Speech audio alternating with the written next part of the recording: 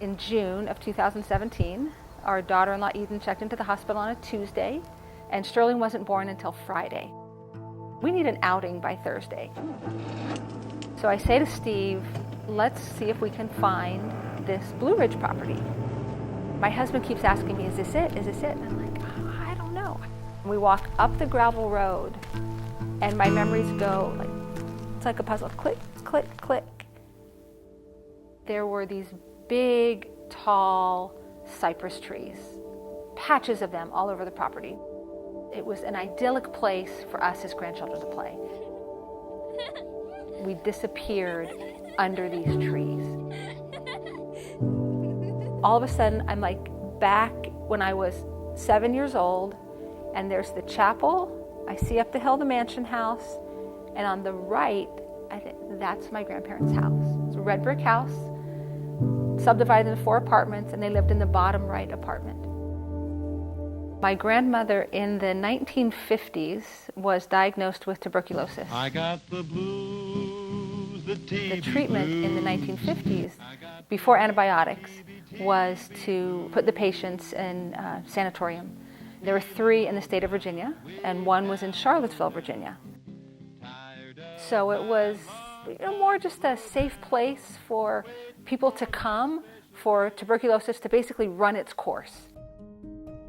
My grandmother, who we called Mama Yates, she was 7th grade education from Southern Virginia, little tiny town called Buena Vista.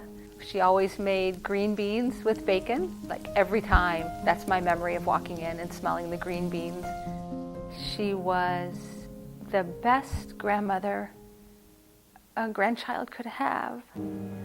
She loved me and I loved her. And it was that simple and straightforward.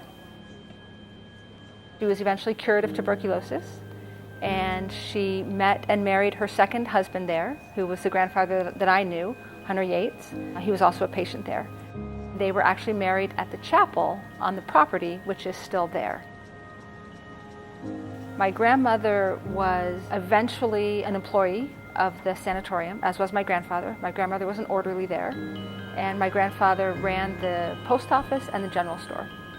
The sanatorium was eventually changed to a hospital when it was purchased by the University of Virginia, and then it was closed for good in the mid-90s. It was eventually purchased by the UVA Foundation. My husband and I, interestingly enough, did our graduate work there at the University of Virginia. So we have all these twists and turns in this story that keep pulling us toward the Blue Ridge property. The Blue Ridge property was a community. There was a newsletter that told all the comings and goings of when grandchildren would visit and when someone would get married and when there was a birth or a death, or it was just the story of the property. It was a happy place for my grandmother. There are not very many of the buildings that are left standing. I think originally there were somewhere between 25 and 30 buildings, and now there are probably just under 10 buildings that are left. We were walking around the property. I had this impression of, wait, what? What's going on here with this property?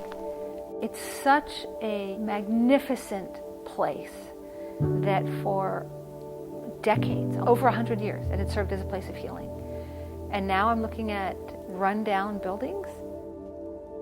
For 100+ years, the property has been a place of healing.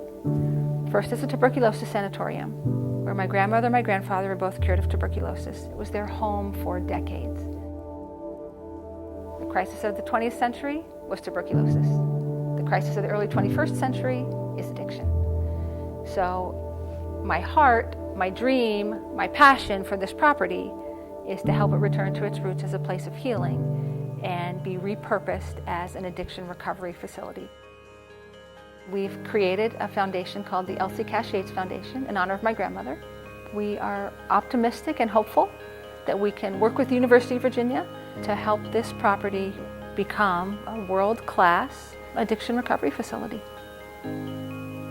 My name is Jerry Colton, and I am the founder and president of the Elsie Yates Foundation.